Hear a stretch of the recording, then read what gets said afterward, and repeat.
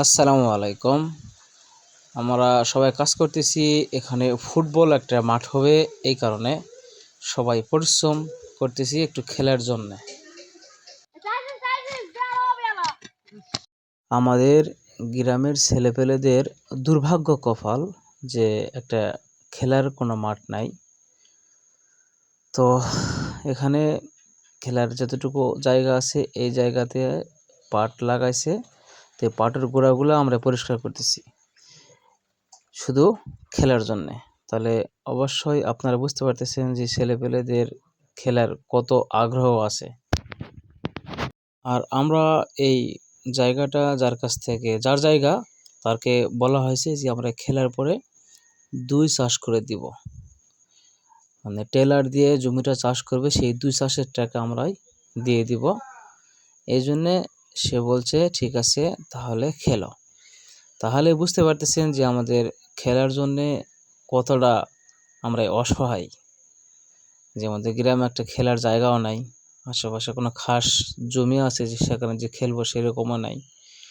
কিন্তু অন্য অন্য জায়গাতে আছে, তারাই ফুটবলের মাঠের মর্যাদা দিতে পারে না। আর আমরা মাঠ বানাই দিয়েছি, এটা হচ্ছে ফুটবল খেলার জন্যে। আর অবশ্যই যারা ফুটবলকে ভালোবাসেন অবশ্যই তারা বুঝবেন যে খেলাটা কত জনপ্রিয়তা। আর আমার কাছে ফুটবল খেলা অনেক ভালো লাগে।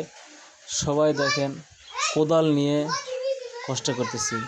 এই যে এটা হচ্ছে বড় খেলার জন্য না, ছোট গোলকি 6 পা গোলকির জন্য মিনি বার যাকে বলা হয়।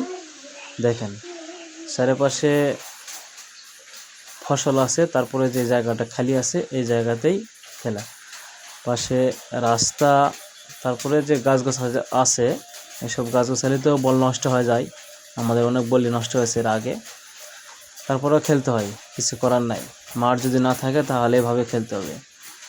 আর যে পাশটা দেখতেছেন এখন উপরে আছে হচ্ছে পটল আর কলার বাগান, আর সবাই যে কাজ করতেছে। আমাদের এই পাশের এইখানিটা প্রায় শেষের দিকে, তো এইখানেতেই অনেক কষ্ট বেশি হয়েছে। কারণ হচ্ছে যেহেতু পাটের গোড়া আছে, পাটের গোড়া যদি সম্পূর্ণ না তুলতে পারি তাহলে খেলা আমাদের হবে না, কারণ পায়ে লাগবে। এই জন্যে সবাইকে ডেকে এই কাজগুলা করা হইতেছে। এসব কাজে সবাই থাকে না, আর সবাই পাওয়া যায় না কাজের সময়।